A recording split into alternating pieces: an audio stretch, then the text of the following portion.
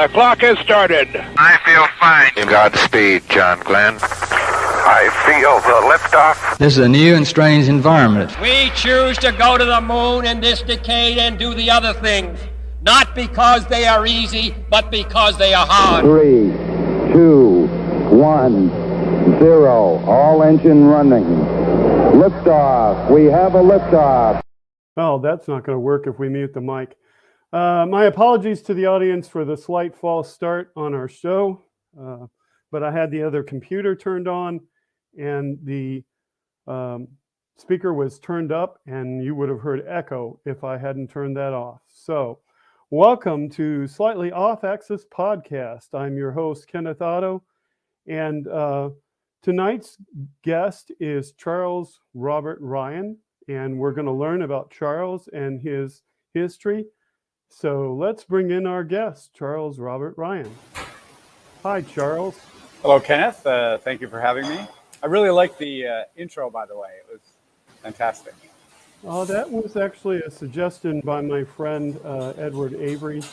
And he said that I should probably go to NASA's website and pull historical things and put it together. And it kind of is similar to NASA's podcast that they do from Houston, but not exactly. Theirs has video, mine has only still images. So that's the difference. And I don't use all the same clips that they use, or otherwise we'd have copyright infringement. Sure. Okay, so I have to apologize for coming from the world's largest Starbucks, or world's loudest Starbucks, I should say. Well, we'll work around that. Okay. We're happy that you have good internet access for tonight's show. Yeah. And we would just want to explain to the audience that we had said that we were going to go live earlier, but there were some last minute details, some photos to obtain, and this show is going to be much better since you had to wait. So we hope you enjoy it very much. And we'll start off with the first question. And the first question is gonna have a lot of answers because I've read this man's resume. So the first question is,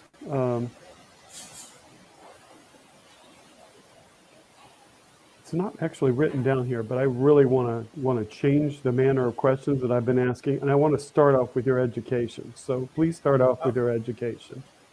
Okay. I attended California Polytechnic State University in San Luis Obispo to study aeronautical astronautical engineering. And the funny thing about this is I wanted to fly jets in the Navy and wanted to go to Annapolis. My father was 20 years Navy, enlisted.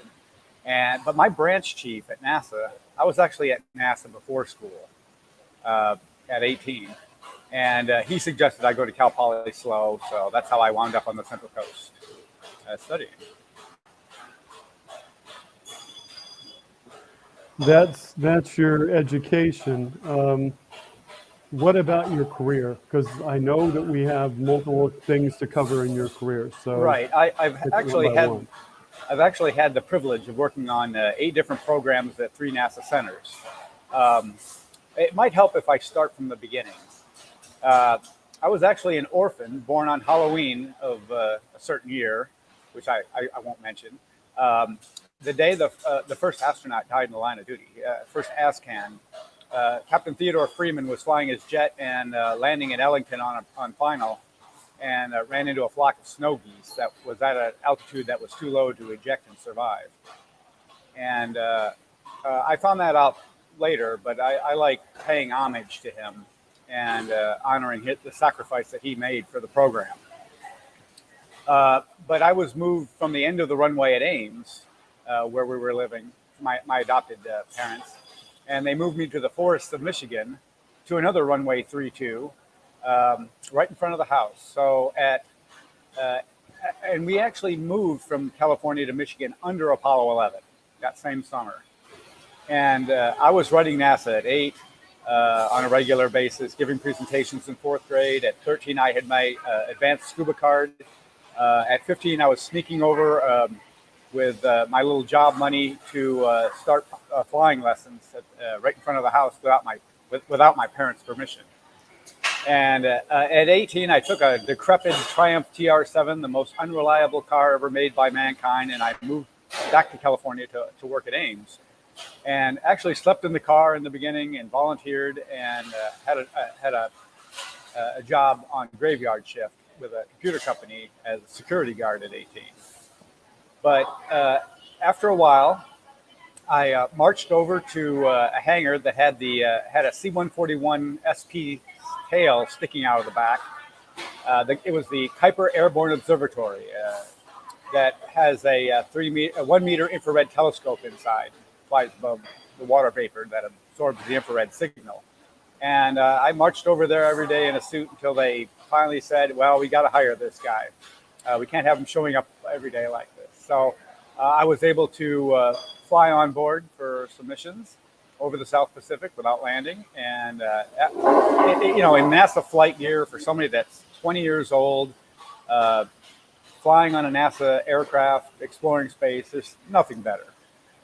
And after the Kuiper, I worked at Cody a little bit on Sophia before she was born. And then with the 40 by 80 by 120 National Full-Scale Aerodynamics Complex at Ames. It was at that point that I moved to Cal Poly. And this was over a number of years. I was also going to Foothill College in the Bay Area at that point. And but in the summers, I could have gone back to Ames, but I was in love with the space program. So I went and volunteered at the Johnson Space Center my first summer off and worked with the Lunar Mars Exploration Office Planet Surface Systems and wrote 3 sections of the annual report to Congress about the base sites, evolutionary and expeditionary base sites. The next summer, I worked with the Space Station Program Office. The Lunar Mars office wanted me to come back for pay this time, which would have been nice, but their funding was cut. So, it was at the last minute. It got cut right before I was going to go. So I went down anyway. Had a part-time job on the side, volunteered with the Space Station Program Office. It was then Freedom.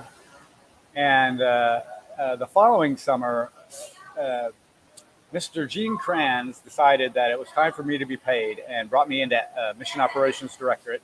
I worked with real-time data systems and was able to man a pre-launch position to check the mock computer, the limits for the SSMEs before ascent. So that was great. That was for SDS 43 and 44. It was around this time, a little before this, that I created an organization known as SPAN, because I was very gung-ho and romantic. So I created support and promotion for the activities of NASA, SPAN, to provide services and assistance to NASA by university students. And we started opening at universities around the country. We had one at Embry-Riddle in Prescott, Arizona. And the idea was to not just learn, but to participate in projects that NASA wanted to do, small projects, including outreach education and small engineering projects. But that having been said, the first idea mushroomed out of control. There was a motion simulator at Cal Poly that we modified to be the flight deck for the Poly Royal, the university open house. And it was wildly successful. We handed out NASA brochures and did outreach and education there. But then one little idea led to another. If we have a flight deck, why not have a mid deck? And if you have a mid deck, why not put a nose on it and have a cargo bay and run missions? And it just snowballed. So at one point, we actually did have a 60-foot cargo bay, but it was the flight simulator that was from Ames was connected in tandem to a kind of a hokey mid deck at that point. And the university wasn't really that pleased with it because I have a knack of being able to get material, equipment, and services. One day, it dawned on me, why get money to get things when you can just get the things donated and skip the money step altogether? So the university asked us to politely move it off campus. And in that move, this hokey, rudimentary operation, without a mission, I will say, fell from a crane and crashed and was all but destroyed. And what was left needed to be modified. At some point later, I was contacted by the fire rescue team at Kennedy, and they had heard about it, and their trainer had been sunk in a swamp. It was only supposed to last a few months in '81, and it wasn't very high fidelity. And they said, "Chuck, your country needs you. NASA needs you. Build that for us." And that's a quote. And that was it. That was it for me. That was the romantic mission I wanted.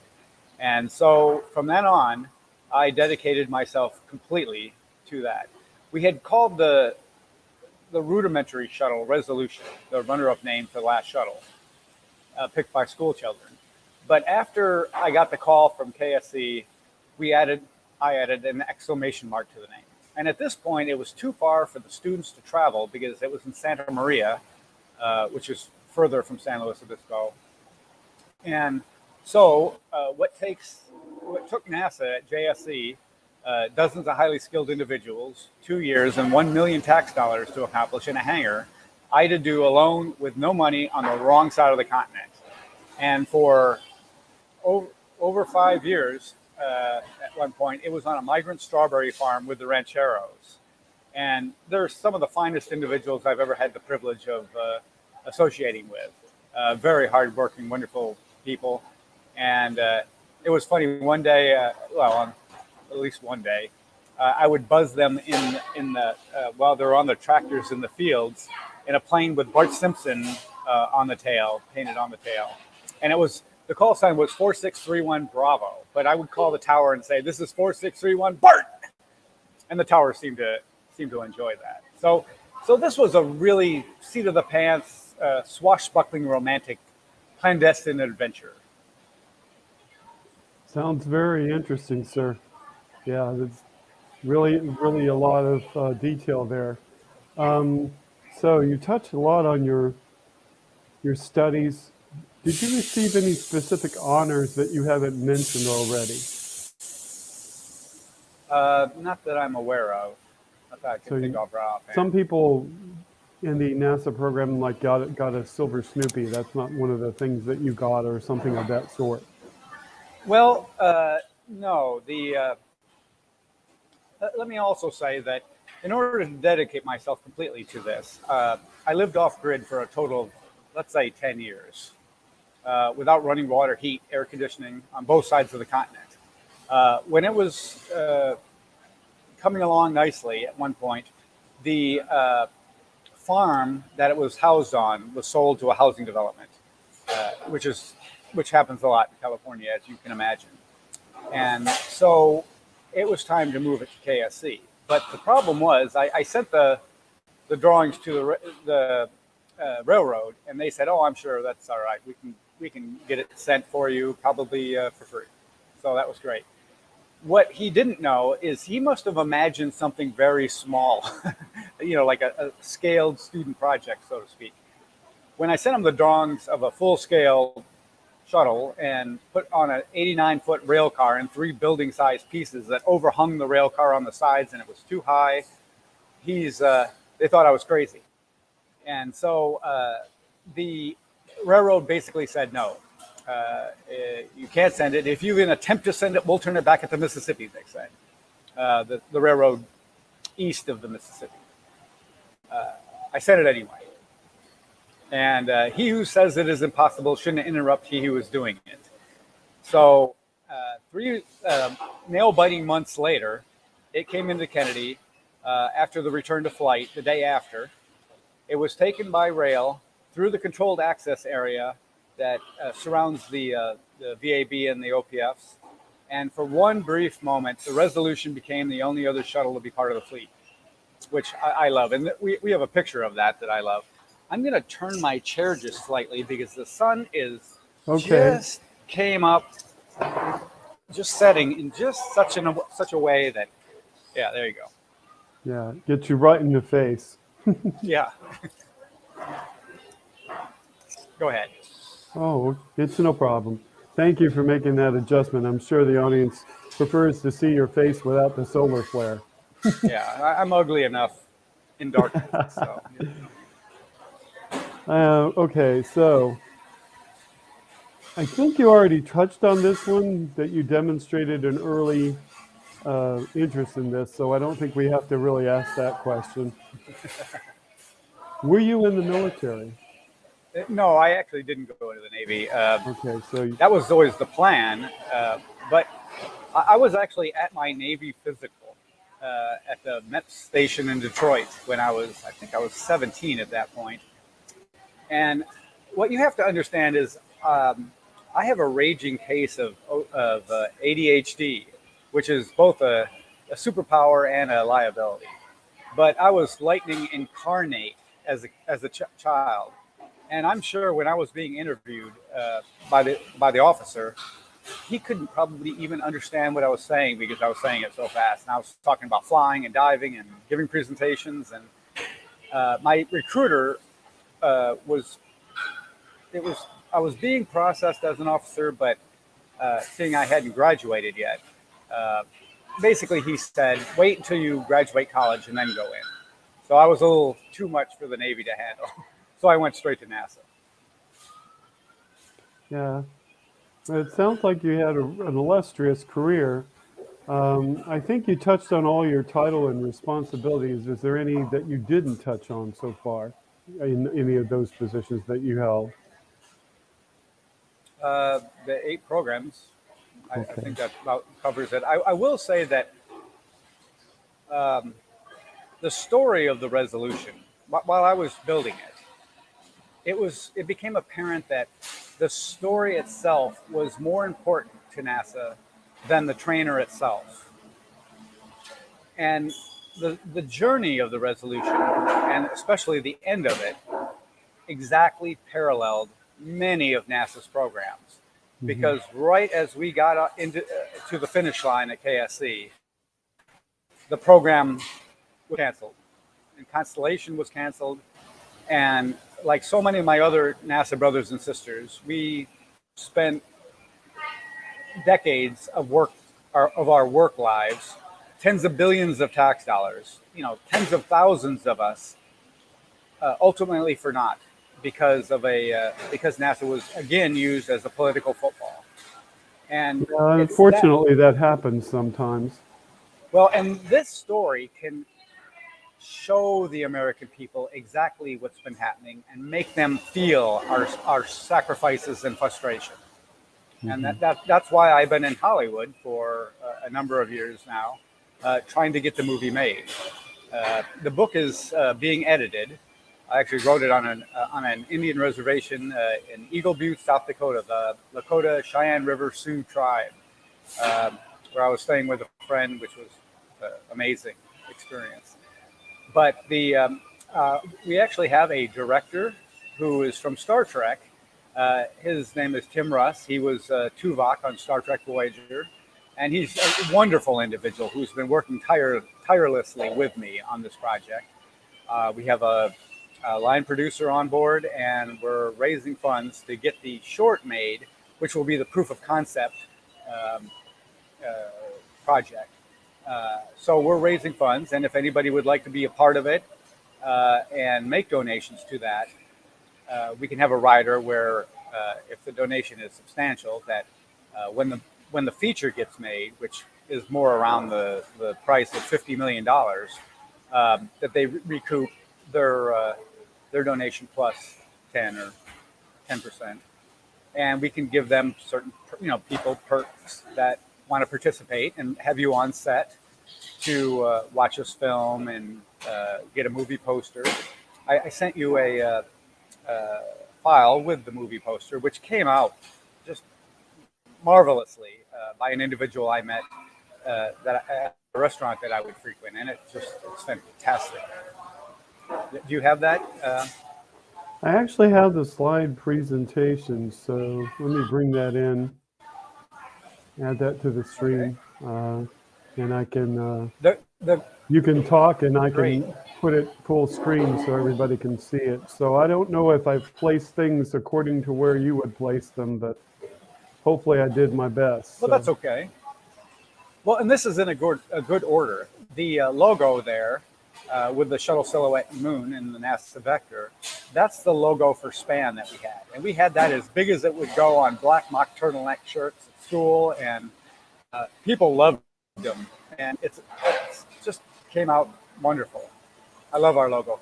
To the right is the Resolution movie poster, and I want to call your attention to Alligator, who's in the lower right-hand corner of it. And I will say that I forget what year it was. It must have been 2008. Tropical Storm Faye anchored over NASA like a warship for 4 days and 4 nights. And the lake adjacent to where we were building the shuttle overflowed its banks until finally the shuttle was in the lake. And at night, in flashes of lightning, waves crashed over the nose of the Resolution in a maritime-like tragedy. But that wasn't the cannonball that sank the ship. Okay, we'll go to the next see the slide good old here. Oh, this is one of my favorite photos. Throughout the project, I would take pictures out the main hatch because it had been moved a dozen times and had different landscapes. At this point, it had basically 3,000 miles on it. It had gone through the shuttle launch complex at Vandenberg, along the Pacific coast, went through Los Angeles, through Houston by the other trainers along the Gulf Coast in Louisiana, and finally to the Atlantic in Florida, where at one point the railroad and NASA, it got to the NASA rail yard in Titusville, but somehow they had lost it and it had gotten hooked to a different rail car and taken to Jacksonville on a joyride. But this one is great because you can see the vehicle assembly building, and it just couldn't be a prettier view. And I will say, it was the Resolution's rail car was hooked up to the solid rocket booster segments coming from Utah when it entered KSC. Excuse me. And you can see the empty canisters out the hatch in this photo. Okay, so the next slide. I call this one Flight Deck Fly. I will say that some of you and a lot of people in Los Angeles remember when the Endeavour came in and they had to move it through the streets of Los Angeles, and they thought that was really cool and fun to see. It's not fun to do, to move a shuttle around, let me tell you. I had to guide it up over me with the crane, and I did design it to be modular in 3 pieces to get to KSC. And it was in the shuttle's bar and grill parking lot where we reassembled it. And it was kind of during lunch, and I remember a lot of spectators that were there and were like, "Oh my gosh!" One guy commented, "Oh my gosh, it's real," you know. And they watched the spectacle of me alone on the mid deck, guiding the flight deck down over me, and then hoisting the nose up over one shoulder while it was still strapped to the crane. So this is on the farm. That picture was on the farm in Santa Maria, California, and along the rail spur that went coincidentally through the ranch. And it was in the rail yard right behind the Michael Jackson trial in Santa Maria at that point. And the news cameras were there, but didn't realize what they were filming right next to. Wow, that's really interesting. Okay, the next slide. That's the side of it in Florida. I will say that I have to take the blame for some of the damage.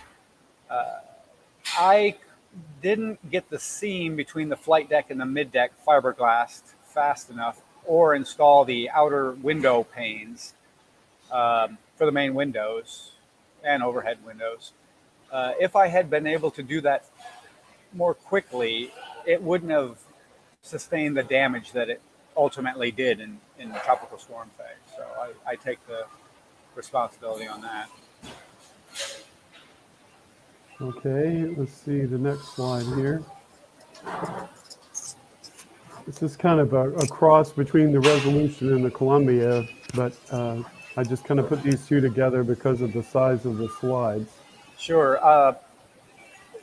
this is one of my favorite photos of the resolution, with the strawberries or tomatillos in the background, and it was surrounded by farm implements. And this picture doesn't show it, but it was also surrounded by 3 stories of scaffolding most of the time. And you may see that it looks, the structure looks more 90 degrees, and that's deliberate, because as I saw the photos and the drawings of the orbiter where nothing is at 90 degrees, I realized that in order for me to be able to pull off this miracle, I had to redesign the shuttle in a way that was more manageable for me to construct. So what I ended up doing is my cohort, Kate and Chippewadia, one of the most wonderful individuals you'll ever meet, he was a subsystems manager for crew escape hardware, including the launch and entry suits and the ACES suit.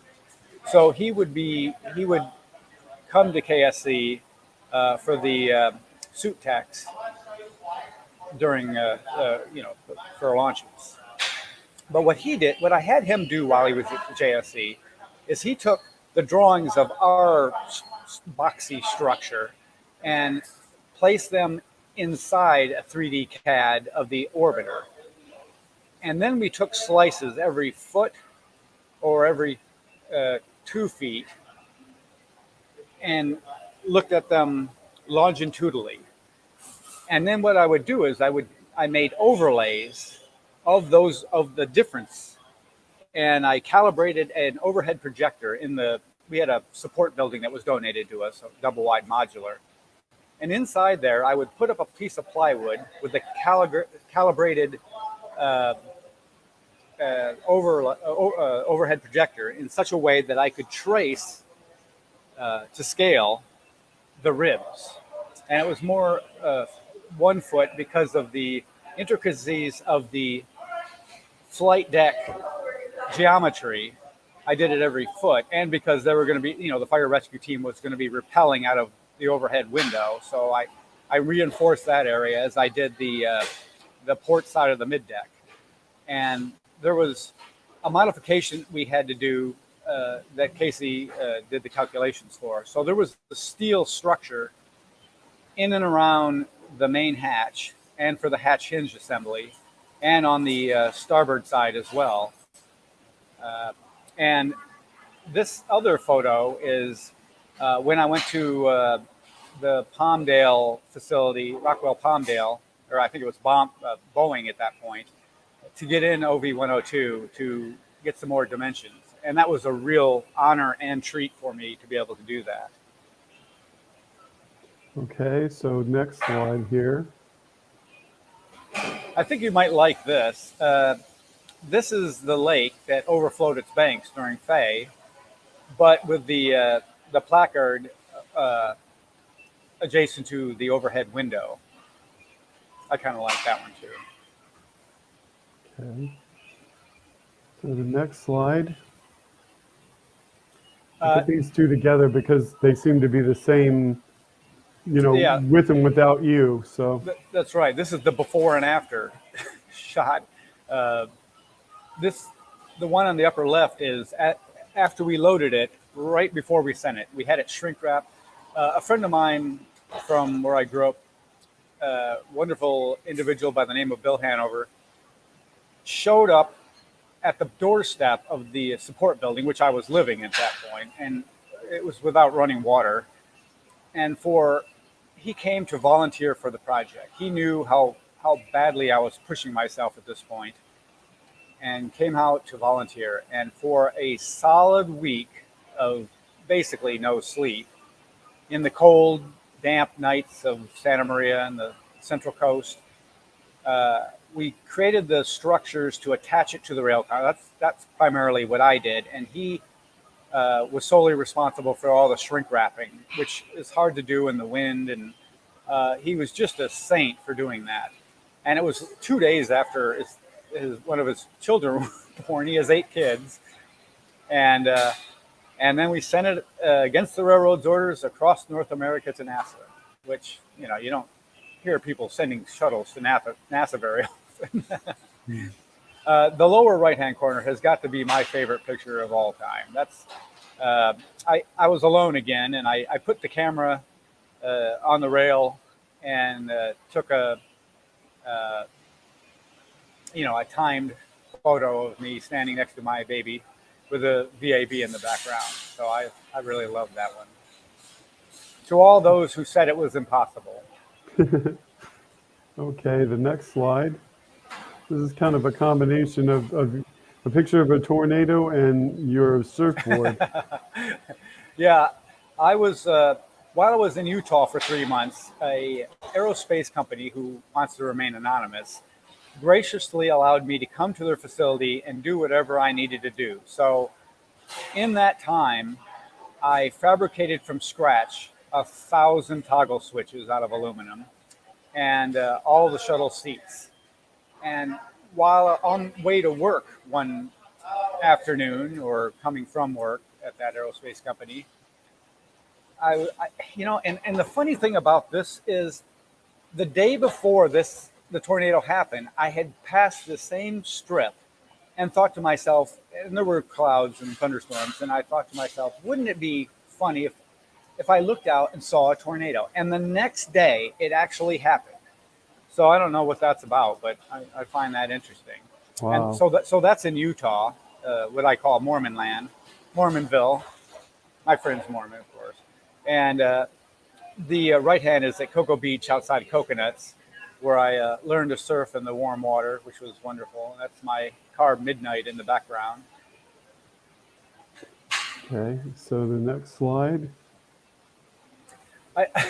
This is a funny picture.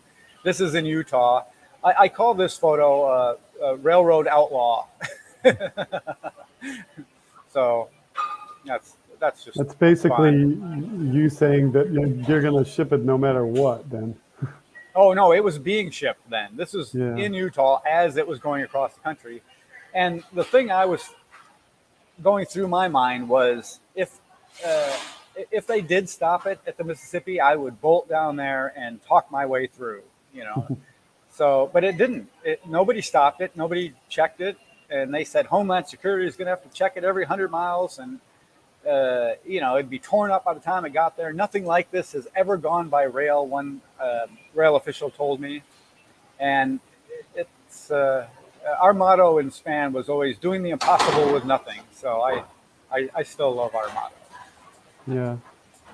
Okay, so the next slide here. This Okay, one now is interesting. here we go. There we go. This is Freedom 7-2 Shepard's backup.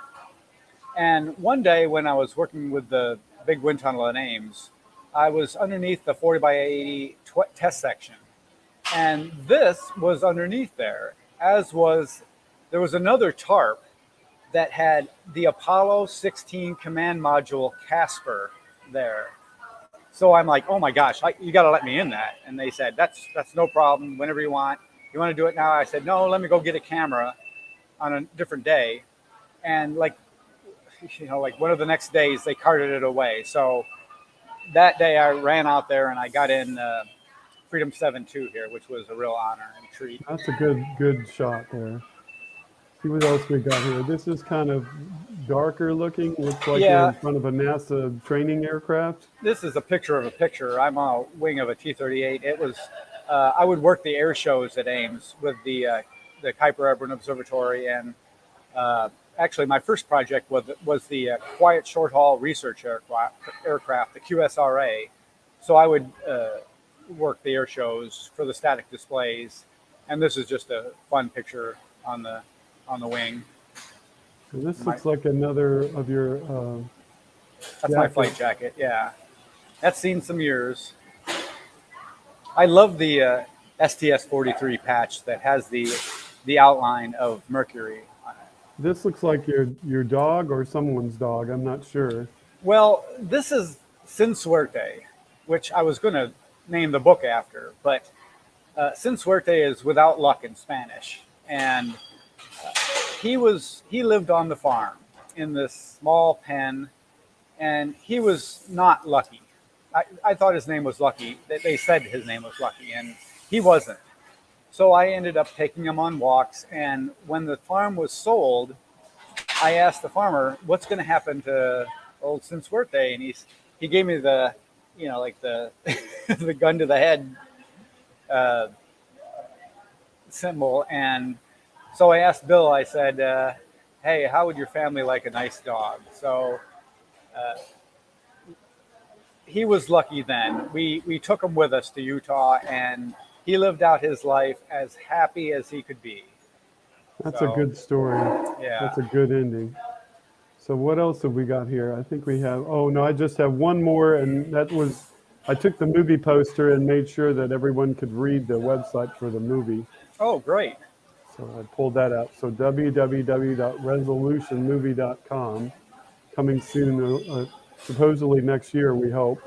Yes, and the website is still under construction, so don't expect too much, but we're getting that in shape.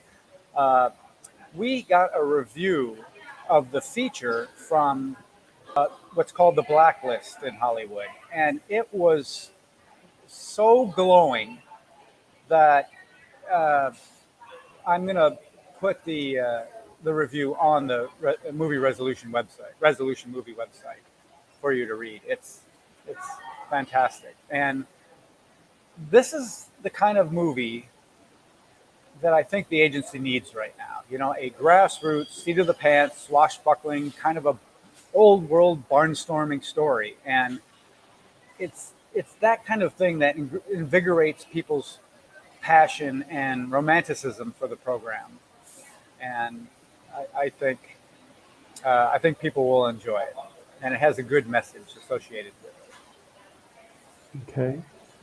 Let's see. You really don't need to ask a lot of these questions because they all pertain to everything you've talked about before. I've had to learn to ramble about it in Hollywood. But let's see. You can just. I think you touched on launches. Did you see launches and landings? Did we discuss that earlier? During SPAN, while we were in California, I managed to get the people in SPAN we called Spanners, and we would go out and had VIP passes for shuttle landings.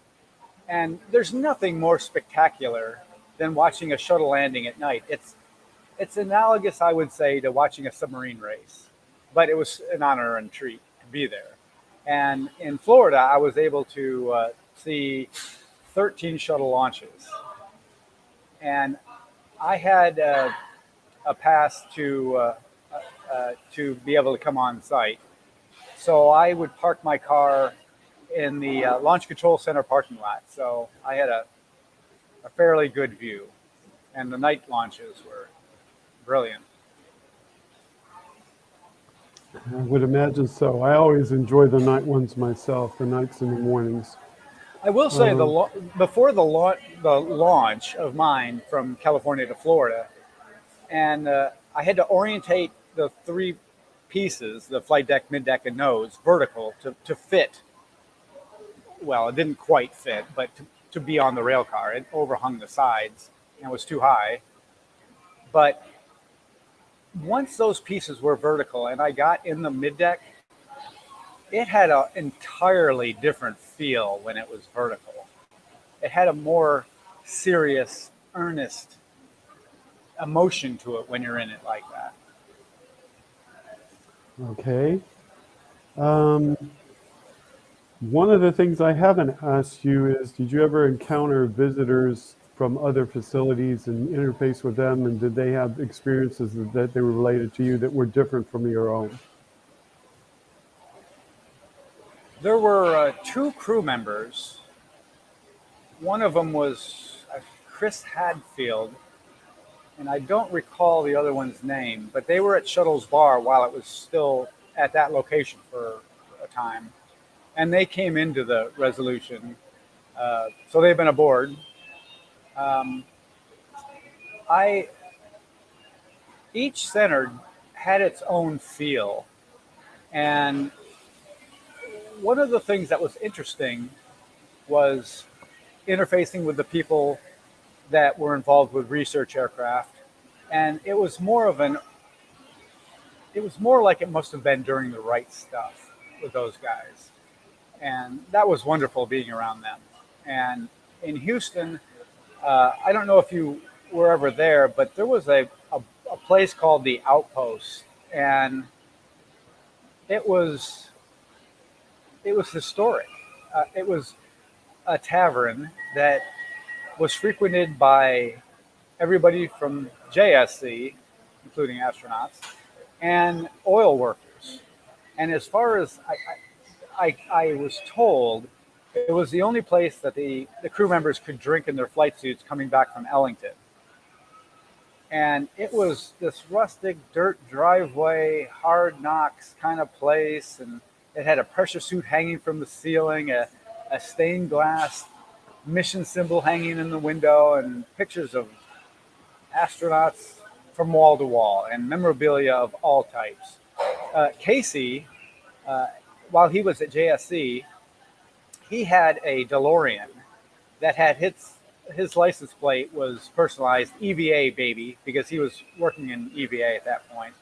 And my Triumph TR7 had personalized California plates that said Ace NASA. So I know he put his license plate there. I don't know if I did. There was a span symbol there also. But it was sold and then burned down. So we, and that was, when I left KSC, the program was, the shuttle was prematurely ended. The Constellation program was canceled, and we were grounded, as we have remained grounded, since then, except for commercial space. And when I found out that the Outpost closed and burned down, it was like the space program was being erased. And there's a scene at the end of the movie that is part of that has the Outpost. Yeah, that's the way a lot of people feel about different places that are gone, that they remember from their youth or from certain times. Yes. Yeah, my house in Michigan, we were so close to it. Was a civilian Army airfield, a Huey base for the National Guard, the Army National Guard, I should say. And because we were so close, the Army ended up buying our house and demolishing it. And they had since rebuilt City Hall and the police department and fire department where my house used to be in the forest. So, yeah, that's sad. Okay, I got a couple more questions. Great. Do you have a favorite memento you would like to share with the audience, or have we already discussed that? Memento. Some keepsake, something that you remember that you would like to talk about. I kept the heads-up display that I made for the resolution. I have 2 shuttle seats that are fabricated but not yet assembled. I thought if I have a son someday, it's a fun little project we could do. I have a number of toggle switches still.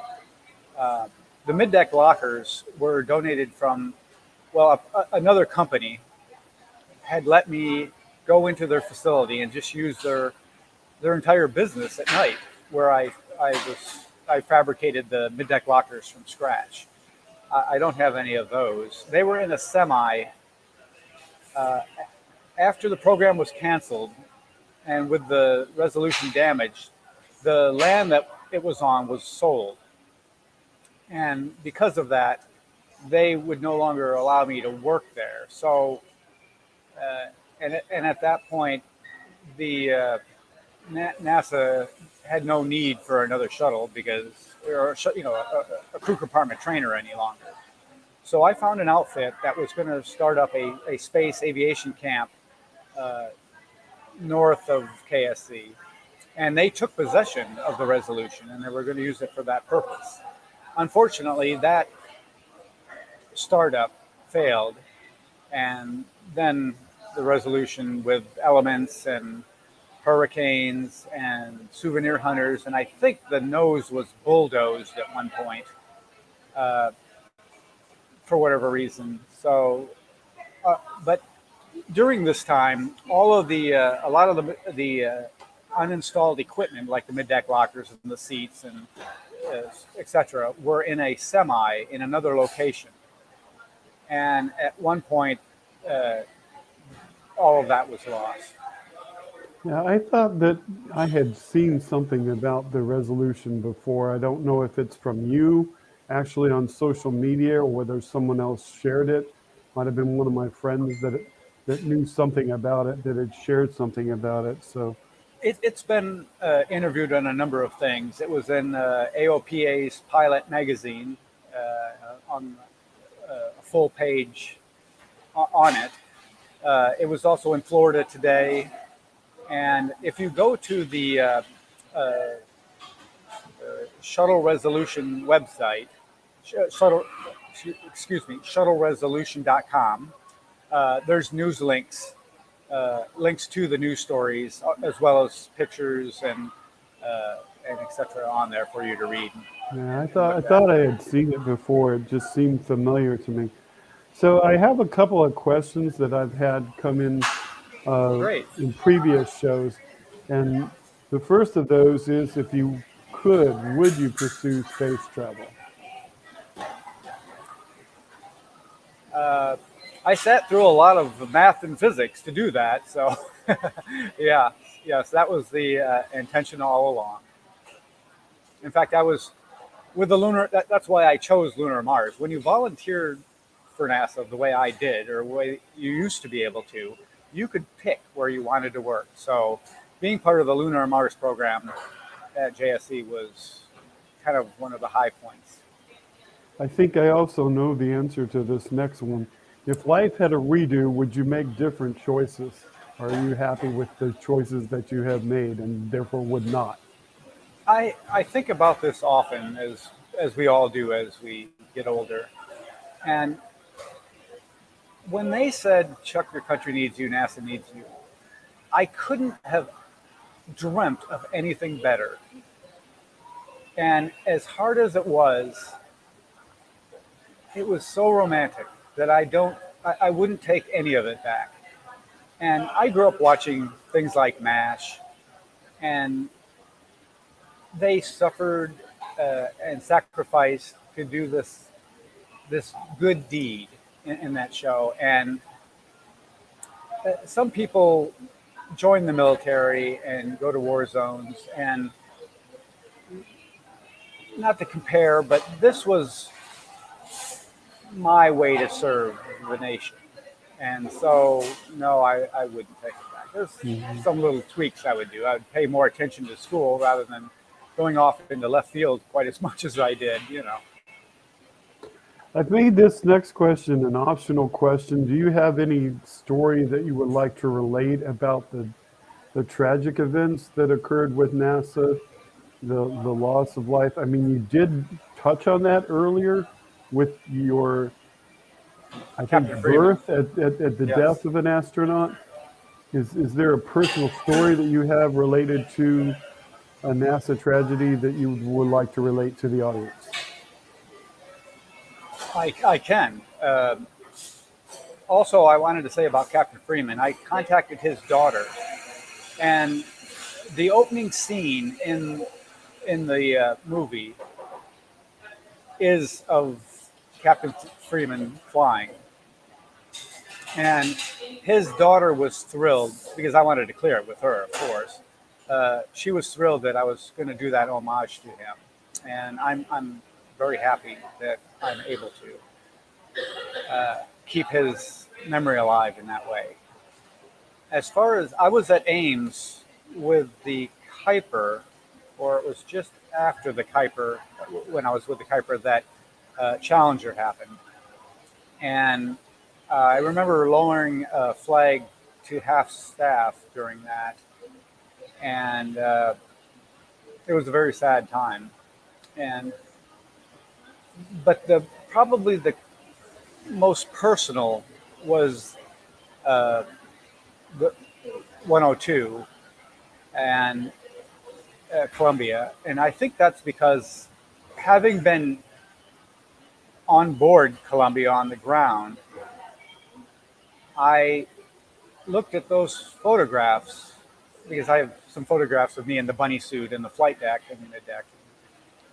And it really drove it home that the people that were where I was in that photograph are no longer with us and made the ultimate sacrifice for the agency.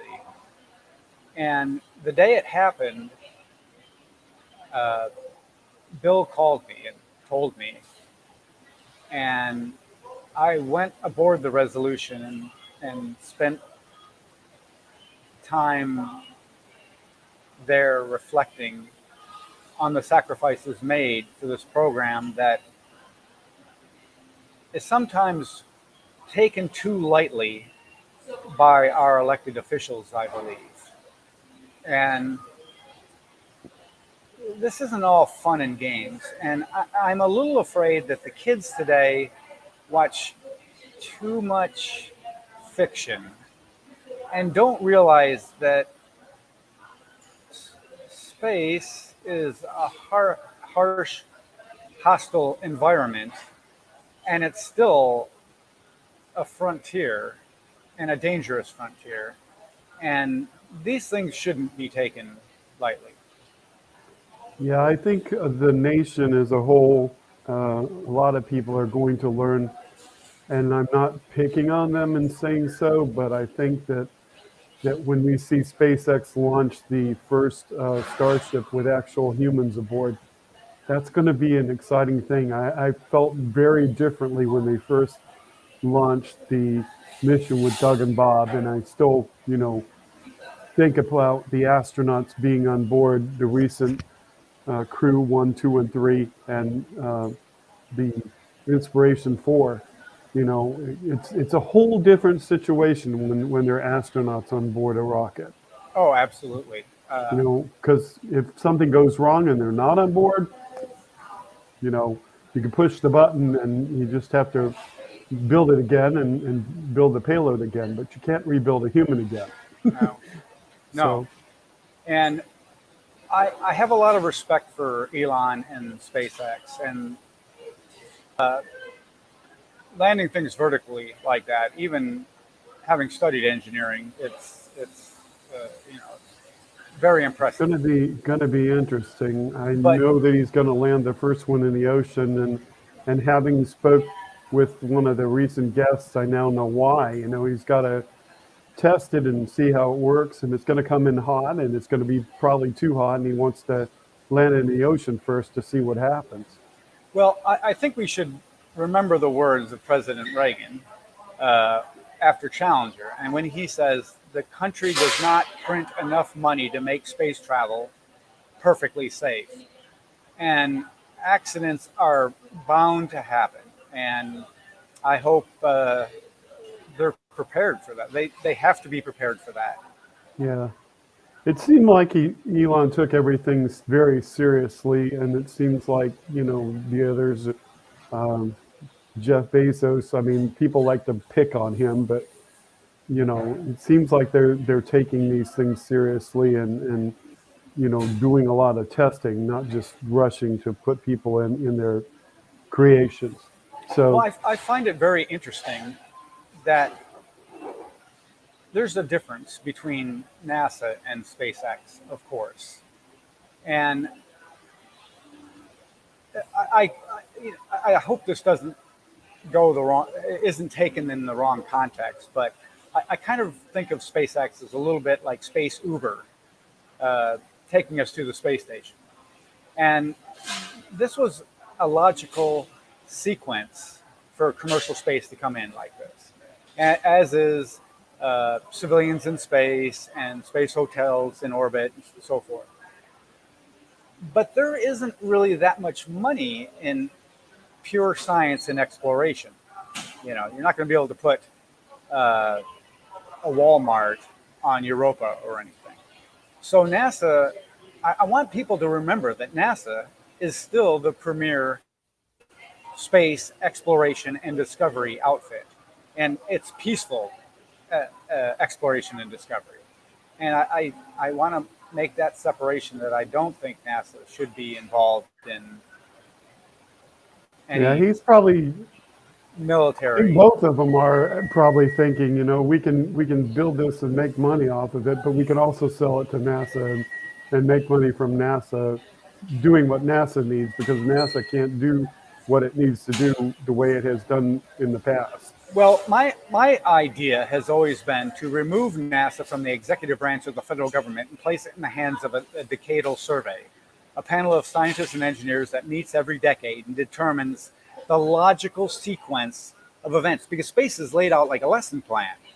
And if we did that and we didn't make decisions on a political basis or for political reasons, we could eliminate so much waste and waste of billions of taxpayers, tax dollars, tens of thousands of my NASA brothers and sisters spending decades of their work lives to do this. So I would like to see that. I think the second problem is that aerospace is there to make a profit. And in hand with the elected politicians, if you keep aerospace fat and happy working on something that ultimately doesn't get built, and they just are in a perpetual redesign cycle, they're happy. But nobody else is happy. We don't accomplish anything. We go nowhere, and that's not what NASA is about. That red vector on the meatball is there for a reason. A vector has magnitude and direction. I think that we've probably touched on everything. But is there anything else that you want to touch base with, tell the audience about your job or your experience, or perhaps your retirement goals that we've not already talked about? Retirement goals? How old do you think I am? Well, I would like to say, if you want to be part of the movie, the operation and the final part, the final scene of the resolution, so to speak, the resolution project, and that is the movie production. Please email or contact me. You can contact me at resolutioncommander@yahoo.com. That's resolution Charlie Mike Delta Romeo @yahoo.com. Or you can call me at 650-237-9264. And we'll get you set up, and that would be wonderful to have you part of the team. Mm-hmm. Okay, so I'm just going to throw up my banner here real quick in case folks didn't get that, and they can contact me and I can get them in contact with you. Wonderful, thank you. But that's one thing that we could do for you is get people in contact with you about this movie. And it's been wonderful talking with you. Yeah, and, come out and see it being filmed if you want to be part of the team. And like I said, we'll give you as many perks as we can. I could just throw in just another question. You spoke about seeing some of the places at Houston, and I think you mentioned a few locally here in Brevard County around the Kennedy Space Center. Did you ever make it to the top of the glass bank? The glass bank? Or was it ever open during your time here? That was probably gone by the time you got here. Glass bank? No, that doesn't sound familiar. Okay, that venue was gone, and you weren't here early enough maybe to make it through like some of the things on the strip of the Cocoa Beach area. A1A. Like the Mousetrap and. Yeah, that was probably all gone by the time you got here. I was at a throwback splashdown party. I think I was with the Lunar Mars office. It was the 20th anniversary of the landing, and they had for JSC employees, they had one crew member from each of the Apollo missions come out and talk each of the landings, and that was a true honor. And I've been able to meet Buzz Aldrin a few times at JSC and KSC, and there was an individual who was at headquarters that told me the wonderful stories of the old days at the Mousetrap, and one of Al Shepard, which I'll tell you in private later. Okay. Some of those stories were wonderful, but yeah, I wouldn't share them. Okay, so Exactly. I think we're done, Anymore. and it's been a wonderful show. Thank you so much for being with us, and I'm going to roll the close. Thank you, Kenneth, and you have a wonderful evening. You too, sir. All right, liftoff, and the clock has started. Roger, 0G, and I feel fine. Capsule is turning around. Godspeed, John Glenn. I feel the liftoff. The clock has started. This is a new and strange environment at first, this suddenly finding yourself in orbit. We choose to go to the moon in this decade and do the other things, not because they are easy, but because they are hard. 3, 2, 1, 0. All engine running. Liftoff. We have a liftoff. 32 minutes past the hour. Liftoff on Apollo 11. Welcome home, Columbia. Beautiful, beautiful. So I have to take it up for hangar, Joe? We're going to dust it off first. Well, you ever been to Disneyland? Affirmative. That was definitely an e-ticket. Roger that, Sally. 3, 2, 1, 0. and liftoff. Liftoff. Americans return to space as Discovery clears the tower.